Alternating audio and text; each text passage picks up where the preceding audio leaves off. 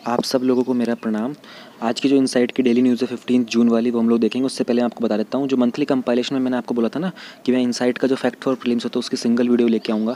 तो मई 2020 की जो वीडियो है वो 1-2 दिन के अंदर अपलोड होने वाली है। मैं आपको बस रिमाइंड करना चाह रहा था कि उसको देखना, वो बहुत क्विकली हो जाएगा रिवीजन। ठीक है, इतना बताना था, ये बात बतानी थी।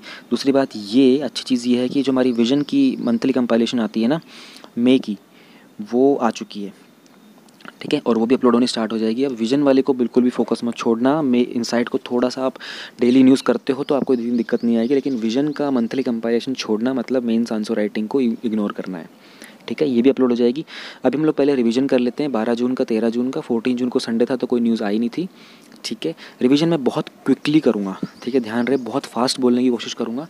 कुछ वर्ड अगर मिस हो रहे हो तो ट्रैक करने की कोशिश करना, जस्ट होल्ड ऑन, ताकि टाइम कम लगे मेरा। ठीक है, क्योंकि वरना रिवीजन ही बहुत लंबा हो जाता है। तो I will be doing it very very fast. पहले हम लोग बीते 2 दिनों का रिवीजन कर लेते हैं, 12 जून का और 13 जून का। 14 जून को तो संडे था, कोई वीडियो आई नहीं, तो 12 और 13 का हम लोग रिवीजन कर लेते हैं फटाफट। टॉपिक्स देख लो, मैं ना अभी पूरा का पूरा पेज ही खोल के आपको रिवीजन कराऊंगा, उसमें ना और अच्छे से रिवीजन हो जाएगी। बहुत क्विक करेंगे, बहुत ही क्विकली करेंगे। एडजस्टेड ग्रोस रिवेन्यू के अंदर आप लोगों को याद है, डिपार्टमेंट ऑफ टेलीकम्युनिकेशन को सुप्रीम कोर्ट ने बोला था कि किस तरीके से उन्होंने 4 lakh crore public sector unit से मांगे। उन्होंने फिर उनको रिमाइंड कराया था कि भैया आपका 14.42 लाख करोड़ जो है वो टेलीकम्युनिकेशन कंपनीज से आपको लेना बाकी है। इसी के रिगार्डिंग सुप्रीम कोर्ट ने इनको बताया। लास्ट ईयर सुप्रीम कोर्ट ने एजीआर कलेक्ट करने के लिए इनको 23 जनवरी के आसपास का नोटिस दिया था। अब एजीआर क्या होता है, वो पैसा वैसा लाइसेंसिंग फ़ी वगैरह जो भी होती है ना टेलीकॉम कंपनीज वगैरह की, डिपार्टमेंट ऑफ कम्युनिकेशन को कलेक्ट करनी होती है। ठीक है, कुछ चीज़ें 3 से 5% होती है, कुछ चीज़ें 8% के आसपास होती है। उसी सब के ऊपर ये बात की गई थी। इसका कैलकुलेशन का 2 मेथड बताए गए थे। ठीक है, कि उन्होंने कहा था कि ये टेलीकॉम एसेट्स और नॉन टेलीकॉम एसेट्स दोनों को देने की मांग करता है डिपार्टमेंट ऑफ टेलीकम्युनिकेशन और सुप्रीम कोर्ट। टेलीकॉम कंपनीज बोल रही कि नॉन टेलीकॉम हमसे मत डिमांड करो। चैलेंजेस क्या है टेलीकॉम सेक्टर के लिए? उन्होंने कहा कि वोडाफोन आइडिया खुद का ही 2.2 लाख का कर्जा है पहले से, कैसे कर पाएंगे वो लोग। ठीक है, डिक्लेयर्ड फॉरनर और फॉरेन ट्रिब्यूनल जो है असम के अंदर सुप्रीम कोर्ट की परमिशन से एक इंसान को रिलीज़ कर दिया गया था। तो सुप्रीम कोर्ट ने कहा था कि उनका जो पर्सनल बॉन्ड है उसको भी 1 लाख से 5,000 कर दो।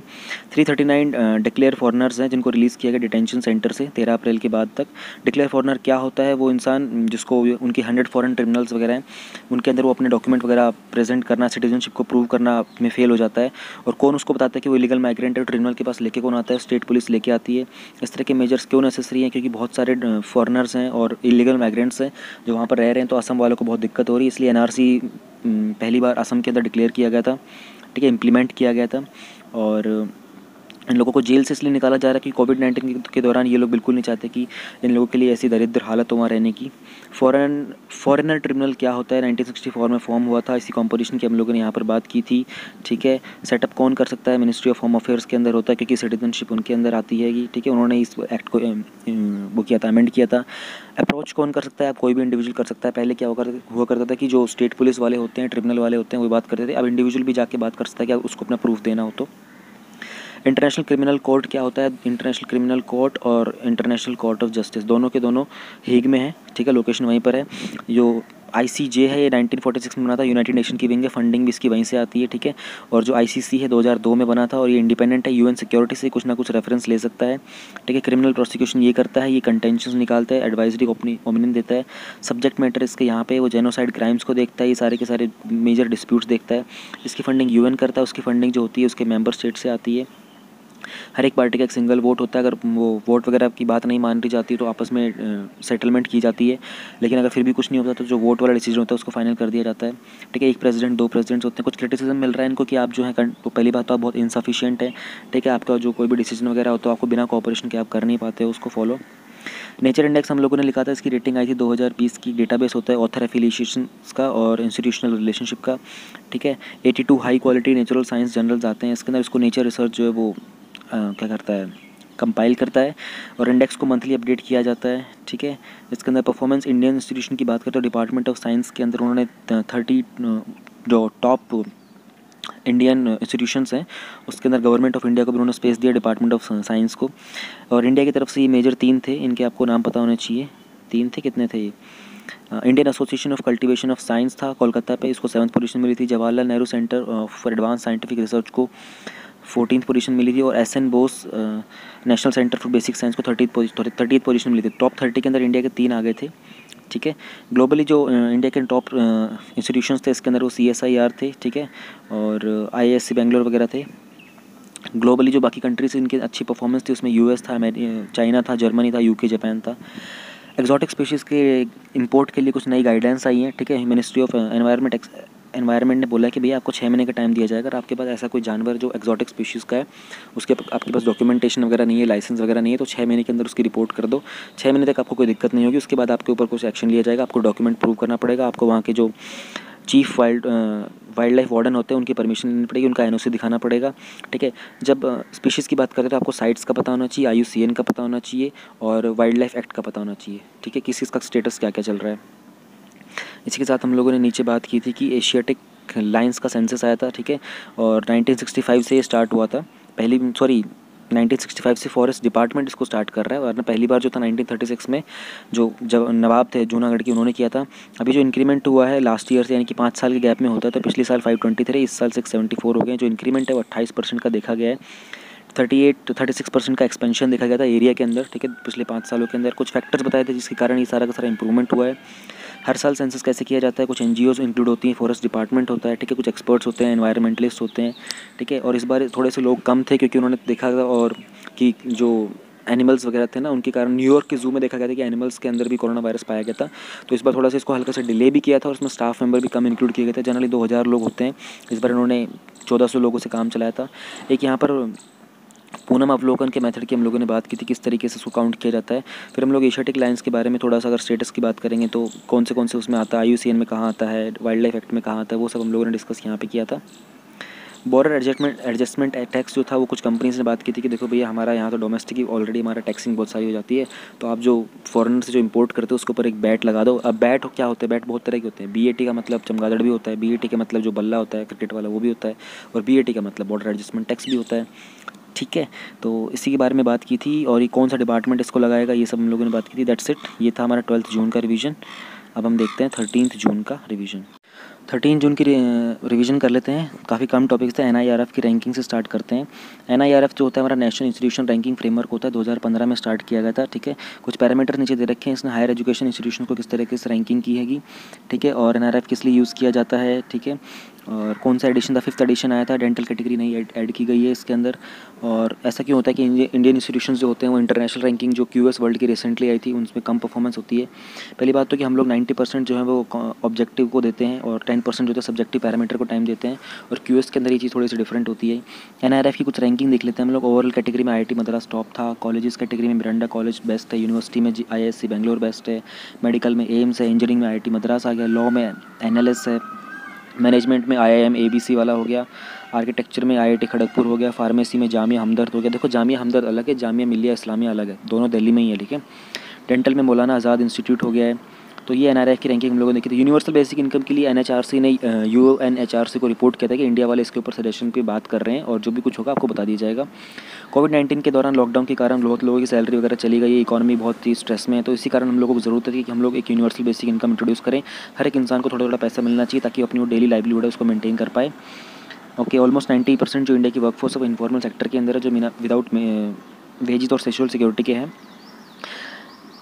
UBI के कुछ इंपॉर्टेंट कंपोनेंट्स होते हैं, यूनिवर्सलिटी, अनकंडीशनैलिटी, पीरियोडिक और पेमेंट इन कैश। इसका बेनिफिट्स क्या क्या होते हैं हम लोगों ने इसके ऊपर बात की थी। सपोर्टर इसके कौन कौन, इकोनॉमिक सर्वे 2016-17 को उसमें बात की गई थी, ठीक है। एक ऑल्टरनेटिव होता है सोशल वेलफेयर स्कीम्स का ये, और कुछ और सपोर्टर थे इसके जैसे कि इकोनॉमिक नोबल लॉरेट थे Peter Diamond, Christopher Pissarides, tech leader थे मार्क जुकरबर्ग और एलन मस्क। ये सब इसको बहुत सपोर्ट करते हैं। चैलेंजेस क्या होते हैं, हाई कॉस्ट बहुत होती है, प्लस में पॉलिटिकल विलिंग कम होती है इसके अंदर। सहकार मित्र स्कीम लॉन्च की गई थी, NCDC ने इसको लॉन्च किया था। एक अपॉर्चुनिटी होती है प्रोफेशनल्स के लिए जो कि एकेडमिक इंस्टीट्यूशंस के अंदर अपनी एंटरप्रेन्योरियल रोल्स को प्ले कर सकते हैं, स्पेशली कोऑपरेटिव्स के अंदर। एक एग्जांपल दिया गया था फार्मर प्रोड्यूसर ऑर्गेनाइजेशन का। हर एक इंटर्न्स को फाइनेंशियल सपोर्ट मिलेगा 4 महीने के लिए और इंटर्नशिप का पीरियड होगा। एलिजिबिलिटी उन्होंने बताई थी क्या कुछ होनी चाहिए, इस फील्ड से होने चाहिए। सिग्निफिकेंस क्या होती है, एडिशनल इन्फॉर्मेशन दी थी कि जो NCDC होता है ये इस्टेब्लिश कब हुआ था, 1963 में, मिनिस्ट्री ऑफ एग्रीकल्चर के अंडर आता है। FPO एक प्रोड्यूसर ऑर्गेनाइजेशन होती है, और small farmers agri business consortium जो होता है ये इसको सपोर्ट प्रोवाइड करता है FPOs को प्रमोट करने के लिए। प्रधानमंत्री कृषि सिंचाई योजना यानी कि PMKSY की बात करते हैं, तो इसके अंदर पर ड्रॉप मोर क्रॉप की बात कर रहे थे हम लोग। ये department of agriculture cooperation farmers welfare जो है वो इसको इम्प्लीमेंट कर रहा है। इसी के ये ऑपरेशन 2015-16 से स्टार्ट हुए थे। इनका जो मेन फोकस होता है माइक्रो इरिगेशन को, टेक्नोलॉजीज़ को इंट्रोड्यूस करना होता है, जैसे कि ड्रिप हो गया और स्प्रिंकलर हो गया। तो 5,000 करोड़ का इसका जो क्रिएशन हुआ है नबार्ड के अंदर आएगा। नबार्ड क्या होता है? National agriculture bank of rural development. Assistance की बात करें तो गवर्नमेंट जो असिस्टेंस देती है 55% स्मॉल और मार्जिनल फार्मर्स को, 45% अदर फार्मर्स को देती है इंस्टॉल करने के लिए ड्रिप और स्प्रिंकलर इरीगेशन। आई फ्लोज मुंबई की बात करते हैं तो इंटीग्रेटेड फ्लड वार्निंग सिस्टम है। इससे पहले ये चेन्नई के अंदर था, मुंबई में लगा दिया गया। एक जॉइंट इनिशिएटिव होता है मिनिस्ट्री ऑफ अर्थ साइंस का और Brihan Mumbai municipal corporation BMC का। ये काम कैसे करता है? 72 आवर्स का एडवांस में ये वार्निंग दे देता है रेनफॉल वगैरह को ट्रैक करके कि कहाँ कहाँ पर फ्लड आ सकती है, उस सब के बारे में बात करता है। हम लोगों हिस्ट्री की बात करें 2017 में बहुत सारी फ्लड आई थी। इसके अंदर मुंबई के अंदर बहुत प्रॉब्लम होती है। 2005 में भी बहुत हैवी फ्लड आई थी। अर्बन फ्लडिंग जो होती है जून से सितंबर के टाइम में ज़्यादा होती है ऐसे सिटीज़ के अंदर, तो ट्रैफिक वगैरह सिटी का मूवमेंट जो होती है बिल्कुल बंद हो जाती है। ठीक है, हो गया रिवीजन। काफ़ी क्विक मैंने बोला, but I just wanted to save the time. But revision बहुत इंपॉर्टेंट होता है, इस चीज़ को क्विक ही रहने देना। अब हम चलते हैं हमारा मेन आज के 15 जून के क्वेश्चंस के ऊपर। 15 जून के जो टॉपिक्स हैं सबसे पहले वो देख लेते हैं। राजप्रभा फेस्टिवल उड़ीसा का, अमीबाइसिस और अमीबिक डिसेंट्री क्या होता है, scrapping of article 370 LAC tensions, naval liaisons at RMIFC and EMASOH, draft electricity amendment bill 2020 का। पहला टॉपिक हमारा GS पेपर 1 का है। GS 1 के अंदर जनरली इतने टॉपिक्स नहीं दिए जाते। GS 1 और GS 4 में सबसे कम होते हैं करंट अफेयर्स। सबसे ज़्यादा करंट अफेयर GS 2 के और 3 के ही होते हैं। तो आपको पता होना चाहिए कि करंट अफेयर्स कौन से पेपर में ज़्यादा इंपॉर्टेंट हैं। GS पेपर 1 जो हमारा है पहला, ये फेस्टिवल वाला ही आता है हमारा इंडियन कल्चर के अंदर। उसमें कवर होते हैं salient aspects of art forms, literature and architecture from ancient to modern times. Rajaparba festival Orissa का है। उड़ीसा की कैपिटल भुवनेश्वर है, आपको पता होना चाहिए। नवीन पटनायक जी वहाँ के चीफ मिनिस्टर हैं। उड़ीसा के रिगार्डिंग आपको पता होना चाहिए वहाँ के बीचेस के बारे में, ठीक है। जो कोस्टल एरिया है ना, वहाँ पर क्या क्या इंपॉर्टेंस है, कौन से आइलैंड्स है, कौन से टेस्टिंग सेंटर्स हैं, ये पता होना चाहिए आपको। ये जो त्यौहार है इसको उड़ीसा में मनाया जाता है। 3 दिन का ये त्यौहार होता है। मदर अर्थ, धरती माता को भूमा देवी बोलते हैं वहाँ पर। हिंदी में आप प्योर हिंदी बोलोगे तो भूमि आएगा, वहाँ की लैंग्वेज में, उड़ीसा की लैंग्वेज में इसको भूमा देवी बोला जाता है। और विमेनहुड एट लार्ज, नारित्व को भी मनाया जाता है वहाँ पर। फेस्टिवल जो होता है वो मिथुन संक्रांति के समय स्टार्ट होता है और उसके 2 दिन बाद तक कंक्लूड होता है। इस बार की जो मिथुन संक्रांति है 15 जून से लेकर 18 जून तक चल रही है, ये आपको पता होना चाहिए। किस तरीके से सेलिब्रेट करते हैं? फेस्टिवल के पहले दिन को बोला जाता है पहली राजा। पहली मतलब पहला पहली राजा। सेकंड को मिथुन संक्रांति और 30 को बोलते हैं भूदाह और बसी राजा। प्रिपरेशन बिगिन होती है एक दिन पहले पहली राजा से और उसको बोलते हैं साज बाजा। प्राइमरीली जो होता है ये अनमैरिड गर्ल्स के लिए एक टाइम होता है कि अपनी मैट्रिमोनी के लिए तैयार हो जाएं। तो नारित्व को सेलिब्रेट किया जा रहा है, बहुत खूबसूरत बात है ये। एक वे बहुत सारे कस्टम्स हैं जो उनको फॉलो करते हैं इस फेस्टिवल के, स्पेशली जो न्यूट्रिशियस फूड को कंज्यूम करना, ठीक है, जैसे पोड़ा पीठा। अब पोड़ा पीठा कहाँ का फूड या कौन से फेस्टिवल में खाया जाता है ये आपको पता, क्वेश्चन में आ सकता है। नॉट वॉकिंग बेयर फुट, नंगे पैर नहीं चलना है आपको। Taking a bath on the first day, पहले दिन जो सेलिब्रेशन होता है उसके आपको पहले दिन बाथ भी लेना होता है टाइम से। मैरली स्विंगिंग, झूले झूलना, ठीक है, जो भी पेड़ों से बांधे हुए होते हैं। तो during the Parba Odia people they do not take any construction, यानी कि इस पर्व, ये पर्भा मतलब पर्व उत्सव, ठीक है। इस पूरे पर्व के अंदर ओडिया के जो लोग, ओडिशा के जो लोग हैं, कोई कंस्ट्रक्शन का काम नहीं करते। और टिलिंग यानी कि ज़मीन के अंदर मिट्टी की कोई खुदाई उदाई नहीं करते, स्पेशली जहाँ से मिट्टी निकालनी है, क्योंकि वो इस तरह की इसलिए करते हैं कि मदर अर्थ की रेस्पेक्ट के लिए होता है। रेस्ट देते हैं अपनी मदर अर्थ को रूटीन वर्क से।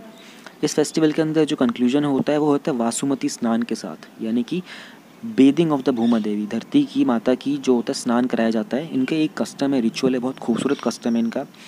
विमेन जो है वर्शिप करते हैं एक पत्थर को जो सिम्बलाइज करता है मदर अर्थ को, ठीक है। कि पत्थर सारे के सारे अर्थ का जो रिप्रेजेंटेशन होता है ना, उसको नहलाते हैं, उस पर टर्मरिक पेस्ट यानी कि हल्दी का तिलक लगाते हैं, ठीक है। उस पर फ्लावर डालते हैं, उसके ऊपर सिंदूर भी लगाया जाता है। स्मीयर हर का मतलब होता है, स्मीयर का मतलब होता है किसी भी स्टिकी सब्सटेंस को कोटिंग देना, तो सिंदूर को लगाया जाता है।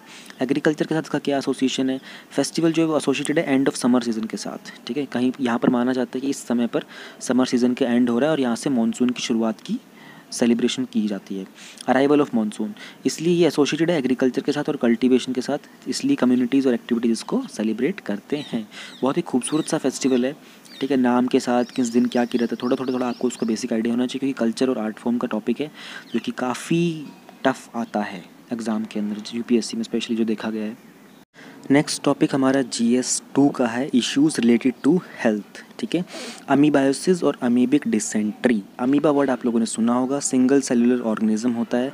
अमीबाइक डिसेंट्री का मतलब, डिसेंट्री वर्ड से आप अंदाज़ा लगा लो कि आप लोगों ने दस्त बहुत बार सुना होगा, दस्त हो जाते हैं लोगों को, वो एक लोकल लैंग्वेज का वर्ड होता है वैसे तो, लेकिन उसका हिंदी का जो प्रॉपर होता है पेचिश। ठीक है, ये आपको पता होना चाहिए अंडरस्टैंडिंग के लिए।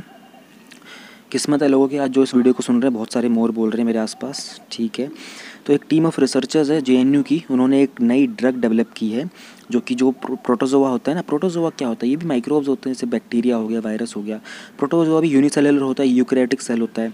इतना ही आपको जानना है, UPSC के लिए आपको बायोलॉजी का एग्जाम नहीं देना है, तो इतना पता होना चाहिए कि माइक्रोब होता है, यूनिसेलुलर होता है, यूकैरियोटिक सेल होता है, जिससे अमीबायोसिस होता है। ठीक है, अब अमीबायोसिस क्या होता है, डिसेंट्री को अमीबाइक और एमीबिक डिसेंट्री क्या होता है।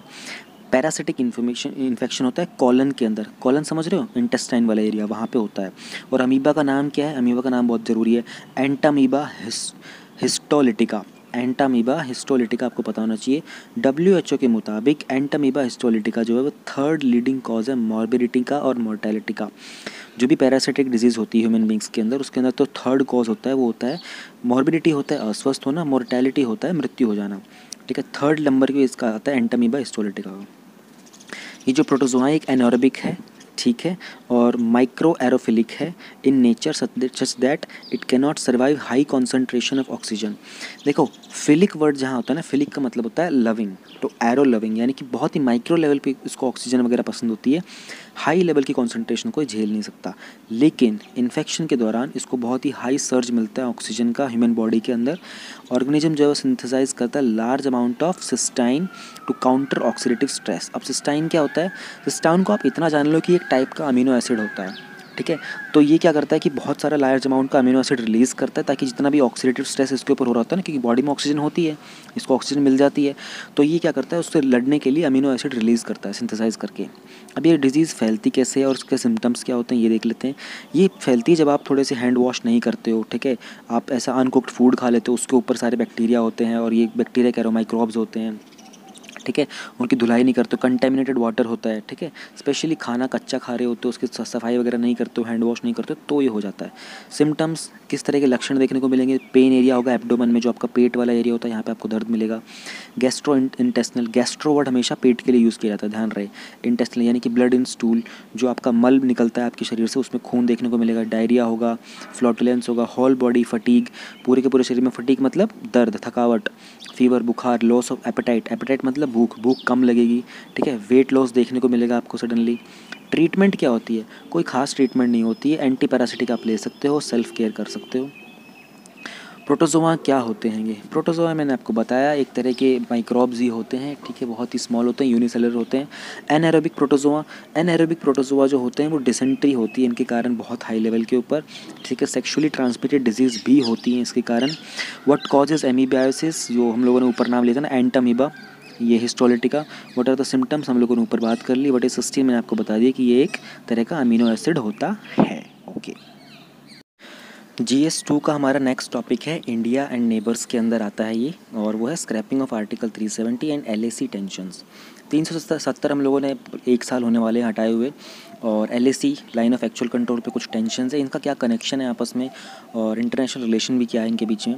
देखो CICIR, China institutes of contemporary international relations, एक थिंक टैंक है। जैसे हमारा यहाँ का नीति आयोग है ना, कल हम लोग जो डिस्कस कर रहे थे शाम के टाइम आंसर राइटिंग ग्रुप के ऊपर, कल का हमारा टॉपिक भी नीति आयोग का ही था।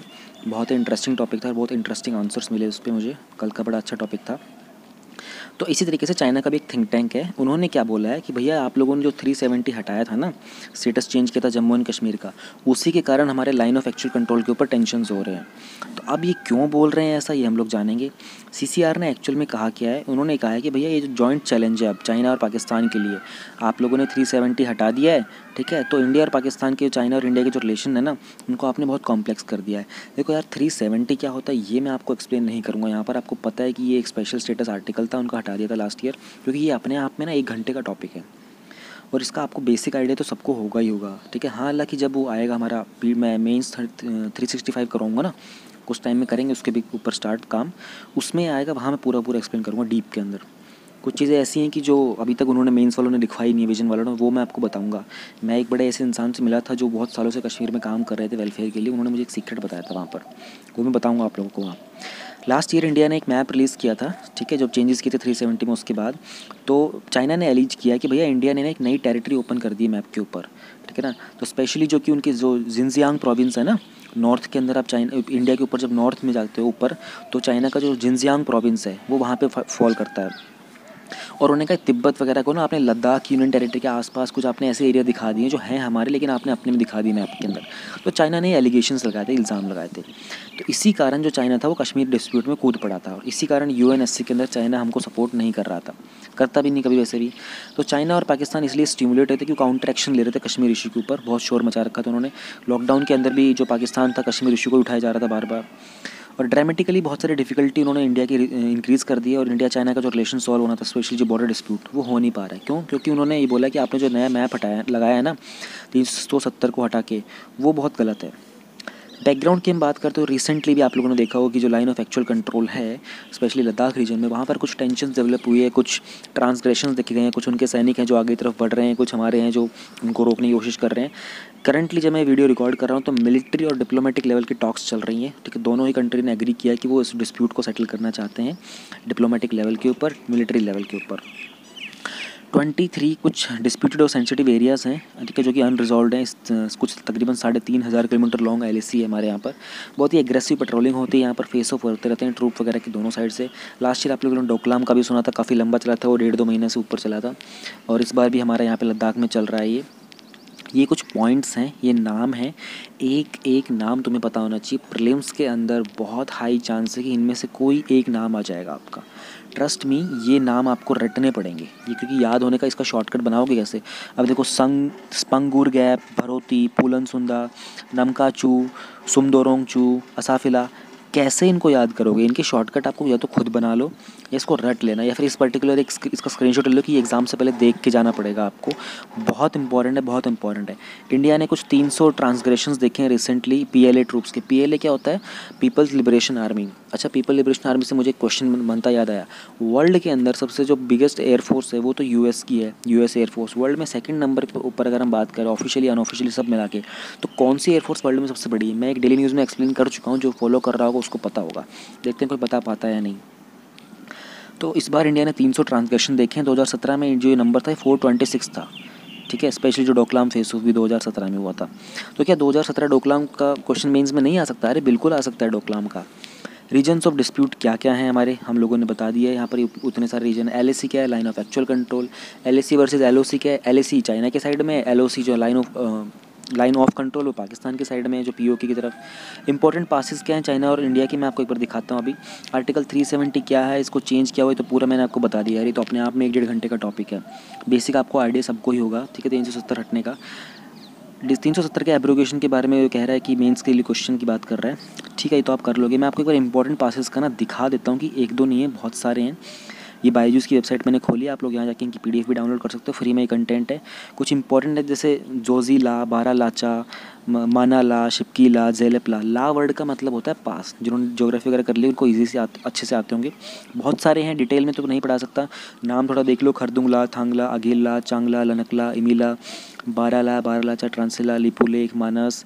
तो बहुत सारे हैं, उत्तराखंड में, हिमाचल में, कश्मीर में, अरुणाचल साइड में, सिक्किम में, असम के उधर पे बहुत पढ़ने पड़ेंगे। तो आपको दोस्तों पूरा का पूरा टॉपिक ज्योग्राफी का है ये, तो ये आपको खुद देखना पड़ेगा दोस्तों, ठीक है। यहाँ पर हमारा ये वाला टॉपिक भी होता है complete. Another topic we have from GS2 is naval license at RMIFC and EMASOH। थोड़ा सा हो सकता है आपको सुनने में लगे ये टॉपिक ऐसा अजीब सा जा रहा है, लेकिन जैसे ही लास्ट लाइन तक पहुंचोगे ना आपको समझ में आएगा, अच्छा इस चीज़ की बात की जा रही थी, ओके ठीक है। कुछ ऐसे टॉपिक्स होते हैं पूरा समझ में नहीं आता, लास्ट लाइन तक पहुंचते पहुंचते अच्छा ये बताना चाह रहे थे, ये उस टाइप का टॉपिक है। तो ये कवर होता है बायलेटरल, रीजनल, ग्लोबल ग्रुपिंग्स के अंदर और एग्रीमेंट, स्पेशली जहाँ पर इंडिया के इंटरेस्ट वगैरह की बात की जा रही होती है। तो देख लेते हैं क्या है। India is looking to post navy liaisons officer. अब लाइसेंस वर्ड का मतलब क्या होता है? देखो, आपको जब 2 जगह पर कुछ काम चल रहा होता है उसके बीच में संपर्क बनाना, कम्युनिकेट करना, कनेक्शन मेंटेन करना होता है, तो उसके लिए लाइसेंस सेटअप किए जाते हैं। तो इंडिया अपने नेवी के लाइसेंस ऑफिसर भेजना चाहती है RMIFC में, जो कि क्या है, regional maritime information fusion centre. कहाँ पर है ये? मेडागास्कर में है, ठीक है। और यूरोपियन मैरीटाइम सर्वेलेंस इनिशिएटिव, ठीक है, स्ट्रेट ऑफ हॉर्मुज में। तो EMASOH का मतलब है European maritime surveillance initiative straight of Hormuz for improved maritime domain awareness, MDA। India अपने नेवल लाइसेंस ऑफिसर 2 जगह पे भेजना चाहती है, RMIFC में और EMASOH में। अब ये सब क्या है जगह, क्यों भेजना चाहती है? तो वो है कि मैरीटाइम डोमेन अवेयरनेस, क्योंकि जो मैरीटाइम एरिया, जो ओशनिक एरिया है पूरा का पूरा, वहाँ के बारे में ज़्यादा से ज़्यादा इन्फॉर्मेशन हमारे पास हो इसलिए। और ये सब हैं क्या और ये कैसे सेटअप होता है, वो सब के बारे में हम जानेंगे। सबसे पहले हम लोग जान लेते हैं RMIFC क्या है। RMIFC के जो फंक्शन है वो आते हैं इंडियन ओशन कमीशन के अंडर, ठीक है। अब इंडियन ओशन कमीशन देखो, Indian ocean is the only commission जो किसी कंट्री के पीछे उसका नाम दिया गया है। बाकी सब जो ओशन है उनका नाम कंट्री के स्पेसिफिक नहीं है, ठीक है। पैसिफिक, अटलांटिक हो गया, ये सब कंट्री स्पेसिफिक नहीं है। तो इंडिया इसका ऑब्जर्वर बना था अभी रिसेंटली मार्च 2020 के अंदर। इंडियन ओशन कमीशन के अंदर जनरली जो है वो बाकी आइलैंड्स वगैरह हैं। कौन से मैं आपको बताता हूँ। इसके साथ साथ और कौन कौन ऑब्जर्वर बने थे इसके? जापान और यूनाइटेड नेशंस, ठीक है। ये बेस्ड है मेडागास्कर आपको पता ही होगा इंडियन ओशन में होता है। इसका जो डिज़ाइन है deepen maritime domain awareness, MDA। जो भी आपको ओशन से रिलेटेड जो भी इन्फॉर्मेशन होती है उन सब के बारे में डीप नॉलेज रखना, आपस में शेयर करना, मैरीटाइम एक्टिविटीज़ को मॉनिटर करना, ठीक है। कोई भी इन्फॉर्मेशन शेयर करनी, एक्सचेंज करनी, उसी थॉट को प्रमोट करना। सिमिलर सा ही कॉन्सेप्ट यूरोपियन मैरीटाइम सर्वेलेंस का है, जो EMASOH है उसका है। इसके हेडक्वार्टर जो है वो कंपोज है बेल्जियम, डेनमार्क, नेदरलैंड और फ्रेंच ऑफिसर्स के, जिसका बेस है फ्रेंच नेवल बेस में। कहाँ पर? अबू धाबी में। क्या अबू धाबी तो पता ही होगा, इतनी कॉमन नेम क्या, उतना नहीं बताऊंगा आपको। इसका एम क्या करता है? ये भी वही चीज़ करता है, मॉनिटर करता है मैरीटाइम एक्टिविटी को, जो भी नेविगेशन के रिगार्डिंग जो भी फ्रीडम वगैरह प्रोवाइड करनी होती है, स्पेशली पर्शियन गल्फ में और स्ट्रेट ऑफ हॉर्मुज में, वो सब प्रोवाइड करता है। तो ये जो स्टार्ट हुआ था, ये अभी रिसेंटली स्टार्ट हुआ था, फ्रांस के द्वारा स्टार्ट किया था 2020 में फरवरी में। इंडिया को क्या फ़ायदा हुआ अपने naval liaisons officers in location पे भेज के? क्या किस तरह की इंप्रूवमेंट होगी हमारे यहाँ? देखो, हमारे जो लिंकेज होंगे ना, स्पेशली नेवी के जो रिलेशन इन्फॉर्मेशन होती है, गुड़गांव के अंदर एक वो है हमारा IFCIOR, यानी कि information fusion centre for Indian Ocean Region, यानी कि इंडियन ओशन रीजन के रिगार्डिंग जो भी इन्फॉर्मेशन होती है उन सबको फ्यूज़ करने का एक सेंटर है हमारे पास गुरुग्राम के अंदर, ठीक है। जो कि अदर IFCs हैं और become repository for all time maritime data in the IOR। Indian Ocean Region के अंदर रिगार्डिंग जो भी मैरीटाइम इशूज़ होते हैं सबको एक ही जगह पर एक्यूमुलेट कर लिया जाता है। थोड़ा सा इंडियन ओशन कमीशन के बारे में थोड़ी एडिशनल इन्फॉर्मेशन ले लेते हैं। ये 1982 में बना था, एक इंटर गवर्नमेंटल ऑर्गेनाइजेशन है जिसमें 5 स्मॉल आइलैंड स्टेट्स है। ध्यान रहे, 5 स्मॉल आइलैंड स्टेट्स है इंडियन ओशन कमीशन में। इंडिया इसका परमानेंट मेंबर नहीं है, इंडिया इसका ऑब्जर्वर है और अभी मार्च में बना था। कोमोरोस, मेडागास्कर, मॉरिशियस, रीयूनियन और सेशेल्स। ये प्रीलिम्स के रिगार्डिंग बहुत ही स्पेसिफिक क्वेश्चन है, पूछा जा सकता है आपसे। ये इंस्टीट्यूशनलाइज हुआ था 1984 में, ठीक है। और जो विक्टोरिया एग्रीमेंट था इसका सेशेल्स वाला, उसके अंडर में न्यू दिल्ली से एक रिक्वेस्ट गई थी IOC को कि हमको एक ऑब्जर्वर का स्टेटस दे दिया जाए, ठीक है। 6 मार्च को ये गई थी और जो कमीशन था 34th काउंसिल ऑफ मिनिस्टर्स, वहाँ पर हम लोगों ने ये रिक्वेस्ट भेजी थी। 34 का मतलब समझ गए होंगे ना। 2012 के अंदर IOC जो IOC था वो one of the 4 regional organisations बन गया था जिन्होंने मेस प्रोग्राम लॉन्च किया था, ठीक है। अब मेस प्रोग्राम क्या था? और यूरोपियन यूनियन फंडेड प्रोग्राम था, ठीक है। जो प्रमोट मेस क्या था? Maritime security in eastern and south African and Indian ocean. तो इसको फंड किया था यूरोपियन यूनियन ने, ठीक है, प्लस में IOC के अंदर। कमीशन का सेक्रेटेरिएट यानी कि सचिवालय का है मॉरिशस में है, ठीक है। अब हम लोग जान लेते हैं जो हम लोगों ने गुरुग्राम में बात की थी ना, IFCIOR information fusion centre for Indian Ocean Region. ये गुरुग्राम में क्या है? ये नेवी ने सेटअप किया था IFCIOR, ठीक है, 2018 में दिसंबर में, ठीक है। और इसका जो प्रीमाइज है वो information management and analysis centre IMEC है गुड़गांव में। ये सारे के सारे मैरीटाइम मूवमेंट्स है ना उस रीजन की, वो ट्रैक करता है। वैसे ये मतलब ओशन से बहुत दूर है लेकिन ठीक है। फ्रांस बिकेम, अच्छा, साइबर सिटी कौन है इंडिया का आपको पता होना चाहिए। Gurugram is a cyber city now, ठीक है। France became the first country to deploy liaison officers at IFCIOR। France पहली कंट्री थी जिसने लाइजन ऑफिसर इंडिया में भेजे थे IFC में, ठीक है। इसके बाद US ने भेजे थे और कुछ और कंट्री जैसे ऑस्ट्रेलिया, जापान और यूनाइटेड किंगडम, उन्होंने अनाउंस किया कि उनकी इंटेंशन है कि वो लाइजन ऑफिसर यहाँ भेजना चाहते हैं। प्रीलिम्स के क्वेश्चन देख लेते हैं। प्रीलिम्स के क्वेश्चन मैंने सारे देख लिए थे, सारे के सारे वही सेम है। एक लास्ट वाला जो locate Persian gulf and straight of Hormuz है, मतलब कोई नया होगा ना तो मैं आपके साथ डिस्कस कर दिया करूँगा, कुछ नया है ही नहीं तो मैं आपके साथ क्या डिस्कस करूँगा। अभी तो ऊपर रीड किया मैंने, उसको रिपीट करूँगा तो पॉइंट क्या है, टाइम डबल वेस्ट कर रहे हैं। एक नया है 8th locate Persian gulf and straight of Hormuz. तो अगर आप मैप को जूम करके दिखाऊँ को थोड़ा सा, मैं इंडिया आपको दिखाई दे रहा होगा, ठीक है, अरेबियन सी आपको दिखाई दे रहा होगा। ये है हमारा पर्शियन गल्फ। देखो, सऊदी अरेबिया और ईरान का जो एरिया है ना, इस पूरे को पर्शियन गल्फ बोलते हैं। 3-4 दिन पहले भी एक जो मैंने डेली न्यूज़ करवाई थी ना, उसके अंदर भी मेंशन किया था। और ये जो कर्व दिख रहा है ना आपको ऊपर ये वाला, इसको बोलते हैं स्ट्रेट ऑफ हॉर्मूज। छोटा सा है ये, लेकिन आपको ये पता होना चाहिए, ज्योग्राफिकली मैपिंग बहुत इंपॉर्टेंट है इसके अंदर। अगला हमारा टॉपिक GS 3 का है। ध्यान रहे टॉपिक हमारा चेंज, मतलब पेपर चेंज हो गया हमारा। इंफ्रास्ट्रक्चर एनर्जी के बारे में बात कर रहे हैं, ड्राफ्ट इलेक्ट्रिसिटी अमेंडमेंट बिल 2020 की बात कर रहे हैं। तो क्या है ये जान लेते हैं। कुछ स्टेट्स ने अपना कंसर्न जताया जो भी प्रपोज्ड बिल है। देखो इलेक्ट्रिसिटी बिल 2003 में आया था, ठीक है। पहले जनरल बात बता देता हूँ। तो उसके अंदर कुछ अमेंडमेंट्स करने की बात की गई है। सरकार ने बोला कि थोड़ा सा प्राइवेट का जो कंपनीज़ वगैरह उनको अंदर डालो, ठीक है। कुछ सब्सिडी वगैरह के ऊपर चेंजेस करो। तो सेंट्रल गवर्नमेंट अपना जो टेक है उसमें बढ़ाना चाहती है, सेंट्रलाइज करना चाह रही है इलेक्ट्रिसिटी बिल को। तो उसी के ऊपर कुछ स्टेट्स जो कंसर्न कर रहे हैं कि भैया ये तो आप फेडरल स्ट्रक्चर के खिलाफ काम कर रहे हो, ठीक है। आप बहुत सारी चीज़ें पावर जो आप अपने अंडर ले रहे हो। तो कुछ उन स्टेट्स ने कंसर्न जताया है। तो वो क्या कंसर्न जताया है, क्या ये बिल है, ये सब हम लोग जान लेते हैं, ठीक है। वो स्टेट कौन से हैं पहली बात ये जान लेते हैं। देखो बहुत इंपॉर्टेंट है, क्योंकि कितना बड़ा स्टेट होता है ना उसके हिसाब से फ़र्क पड़ता है। और प्लस वो स्टेट में कौन सी गवर्नमेंट है। सेंट्रल गवर्नमेंट जो है वो बीजेपी के पास है। अगर स्टेट गवर्नमेंट में भी बीजेपी है और वो इसको अपोज कर रही है, तो कहीं ना कहीं थोड़ा सा प्रॉब्लम हो सकती है। तो हम देख लेते हैं एक बार। वेस्ट बंगाल, पंजाब, पुडुचेरी, केरला, राजस्थान, झारखंड, छत्तीसगढ़, महाराष्ट्र, दिल्ली, तेलंगाना, आंध्र प्रदेश। तो मुझे लगता नहीं है कि किसी भी स्टेट में बीजेपी है, क्योंकि बीजेपी अपने सेंट्रल गवर्नमेंट के प्रपोजल को अपोज नहीं करेगी ना, ठीक है। समझने की बात है, पॉलिटिकल सिनेरियो है इसमें, आपको एग्जाम में नहीं लिखना है, बस जस्ट एक जनरल अवेयरनेस के लिए बता रहा हूँ। तो उन्होंने कहा कि भैया जब आपको जो ड्राफ्ट बिल है, देखो अभी ड्राफ्ट बिल है, ठीक है, यानी कि ये बनाया जा रहा है, इसमें अभी तक कुछ फाइनलाइज नहीं हुआ है, ये अभी टेबल पर रखा नहीं है। तो आपने कहा कि ये एक वॉयलेशन है जो कोऑपरेटिव फेडरलिज्म की स्पिरिट है। बहुत अच्छी लाइन है, इसको आप अंडरलाइन करके नोट डाउन कर सकते हैं। Violating the spirit of cooperative federalism. और एक्यूज़ किया सेंटर को कि आप लोगों ने कंसल्ट नहीं किया स्टेट्स को ये इस बिल के लिए, क्योंकि तो एक कनकरेंट लिस्ट में टॉपिक है इलेक्ट्रिसिटी जो है। अब कंटेंशियस क्लॉजेस क्या क्या हैं। जो बिल है वो सब्सिडीज़ एंड करने की बात कर रहा है, ठीक है। जो कंज्यूमर स्पेशली जो फार्मर्स वगैरह हैं, इनको टैरिफ देना पड़ेगा, जो भी कीमत होती है आपके इलेक्ट्रिसिटी बिल की देनी पड़ेगी। सब्सिडी बाद में आएगी आपके अकाउंट के अंदर डायरेक्ट बैंक ट्रांसफ़र के थ्रू, डायरेक्ट बेनिफिट ट्रांसफ़र से। स्टेट इस बात से वरी इसलिए क्योंकि वो बोल रहे हैं कि अब तो लोगों को ना बड़े बड़े अमाउंट देना पड़े करेंगे, ठीक है। हम क्या करते थे, सब्सिडी देते थे, उसमें पैसा काट लिया करते थे, उनको कम अमाउंट देना पड़ता था। आप अगर आप ऐसा करोगे तो बड़े बड़े अमाउंट इन लोगों को देने पड़ेंगे, जिससे क्या होगा कि पेनल्टी ज़्यादा हो जाएंगी, डिस्कनेक्शन ज़्यादा करने पड़ेंगे हमको, ठीक है। स्टेट के पास पहले पावर थी कितना टैरिफ फिक्स करना है, लेकिन अब वो पावर सेंटर के पास चली जाएगी, तो सेंटर गवर्नमेंट स्टेट के रिगार्डिंग इतना डिसीजन स्ट्रांगली नहीं ले पाती है। तो ये एक प्रॉब्लम उन्होंने बताई है। फिर उन्होंने बताया कि बहुत ज़्यादा डिस्क्रिमिनेटरी है, क्योंकि अगर आपको टैरिफ वगैरह सेट करने की पावर सेंटर के पास चलेगी तो अपनी मर्जी से कर सकती है सेट। दूसरा प्रोविज़न ये है कि उन्होंने बोला कि ये जो स्टेट पावर कंपनीज है ना, इनके लिए कंपलसरी कर दिया कि आपको कुछ परसेंट जो है रिन्यूएबल एनर्जी परचेज करनी पड़ेगी। कितनी करेगी वो फिक्स कौन करेगा, वो सेंटर फिक्स करेगा, ठीक है। तो इससे क्या होगा, कैश की कमी आ सकती है कंट्रीज के, ये कंपनीज़ के पास, जो स्टेट कंपनीज होती है ना। अच्छा, इलेक्ट्रिसिटी को डिस्ट्रीब्यूट वगैरह करने के लिए, सब कुछ करने के लिए ना स्टेट कंपनीज़ भी होती हैं और प्राइवेट कंपनीज़ भी होती हैं। प्राइवेट हमारे पास अभी बहुत कम है, जैसे रिलायंस है, टाटा है, अदानी है लेकिन बहुत ही कम है। स्टेट कंपनीज अभी ज़्यादा चल रही हैं। तो एडिशनल इन्फॉर्मेशन अब हम लोग जान लेते हैं इस एक्ट के बारे में, ठीक है। इलेक्ट्रिसिटी का जो एक्ट 2003 का ये गवर्न करता है बेसिकली आपको जनरेट कैसे होगी, डिस्ट्रीब्यूशन क्या होगा, ट्रांसमिशन, ट्रेडिंग, इलेक्ट्रिसिटी के बारे में ये सब आ रहे हैं। एक्सपर्ट्स ये बोल रहे हैं बहुत पुराना हो चुका है, आउटडेटेड हो चुका है, अब इसको अपडेट करने की ज़रूरत है। इसी बात को लेकर स्पेशली कुछ कमर्शियल इंडस्ट्रीज़ वगैरह को भी इसमें एंटर कराने के लिए इलेक्ट्रिसिटी का अमेंडमेंट कराया गया था 2020 में। इसको अप्रैल में इंट्रोड्यूस किया गया था। अब थोड़े से इसके हाईलाइट डाल लेते हैं बिल के।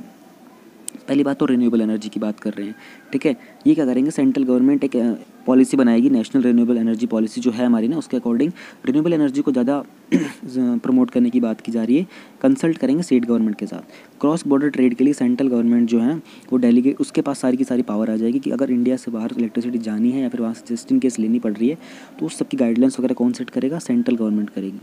इलेक्ट्रिसिटी कॉन्ट्रैक्ट एनफोर्समेंट अथॉरिटी, ठीक है, इसका क्रिएशन करना पड़ेगा कि इस तरह की एक अथॉरिटी बनाई जाएगी, ठीक है, जो कि सारे के सारे मैटर्स वगैरह जो भी होंगे, ठीक है, कॉन्ट्रैक्ट के रिगार्डिंग, परचेज़ के रिगार्डिंग, ट्रांसमिशन के रिगार्डिंग, वो सब के सभी स्पेशल अथॉरिटी होगी, वो डील करेगी।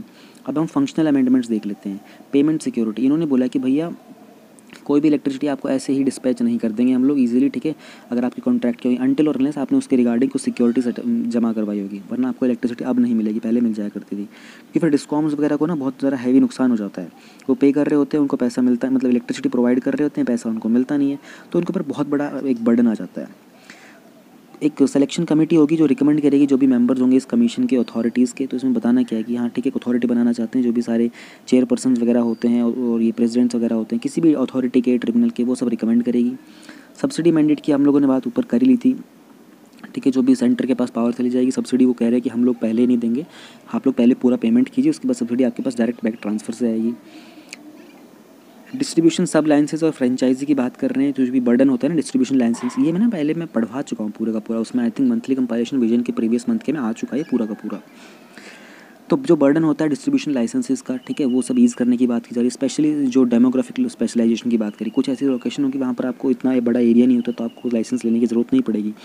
डायरेक्ट आप डिस्ट्रीब्यूशन कंपनी की नॉन कॉन्टैक्ट वगैरह होने से लोकेशन के ऊपर डिपेंड करेगा, ठीक है ना, ये जोग्राफिक स्पेशलाइजेशन के ऊपर बात करेगा। Enhancement of the power of appellate tribunal electricity, APTEL की थोड़ी सी पावर इंक्रीज़ कर देंगे, यानी जो भी एपेलेट ट्रिब्यूनल होता है ना, जहाँ पर अपील कर सकते हो, इसको पावर दे देंगे हाई कोर्ट की, ठीक है ना। अगर आप इसके किसी भी डिसीजन का डिसोबीडेंस करोगे तो आपके ऊपर कोई ना कोई चार्ज लगा सकते हैं कंटेम्प्ट ऑफ कोर्ट का, स्पेशली जो 1971 का एक्ट है। बहुत इंपॉर्टेंट पॉइंट है ये वाला, काफ़ी बोल्ड भी किया हुआ, तो आपको समझना पड़ेगा कि इसमें काफ़ी इंपॉर्टेंट चीज़ें आपको नोट डाउन करनी होंगी। एडिशनली कोई भी पर्सन अगर अपील करता है उनके डिसीजन के खिलाफ, जो भी अथॉरिटी का होता है, ठीक है, तो अमेंडमेंट का वो सबको एप्टल के सामने लाया जाएगा। जो नंबर्स होंगे एप्टल के वो इंक्रीज़ की जाएंगी इस अमेंडमेंट के थ्रू। प्लस में इंपॉर्टेंट ये कि पूरा का पूरा जो है ऑल इंडिया के अंदर ही एक्सटेंड होगा। पहले क्या था कि ये वाला जो लॉ था ना जम्मू एंड कश्मीर में नहीं हुआ करता था, तो अब तो जम्मू कश्मीर हमारी यूनियन टेरिटरी बन गया, अब तो कोई 370 हट चुका है। पहले भी पार्ट था, अब भी पार्ट है, लेकिन अब 370 हट गया, तो पावर ज़्यादा बढ़ गई है सेंट्रल गवर्नमेंट की वहाँ पर, तो अब ये वहाँ पर भी इंट्रोड्यूस किया जाएगा। कॉम्पोजिशन की पावर की बात करते हैं इलेक्ट्रिसिटी कॉन्ट्रैक्ट एनफोर्समेंट अथॉरिटी की, तो अथॉरिटी को हेड करेंगे कोई रिटायर्ड जज होंगे जो कि हाई कोर्ट के होंगे, ठीक है, और उनको जो पावर मिलेगी सिविल कोर्ट तक की पावर मिलेगी, ठीक है। जो भी परफॉर्मेंस होगी कॉन्ट्रैक्ट से रिलेटेड, परचेज सेल वगैरह की, ट्रांसमिशन की, जनरेशन की, वो सारी की सारी यहाँ से इन्फोर्स की जाएंगी।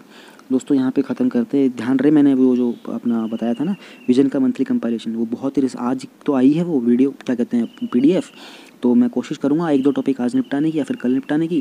प्लस में जो हमारा इनसाइट का फैक्ट और प्रीलिम्स बच रहा था वो भी मैं आपको दे ही दूँगा।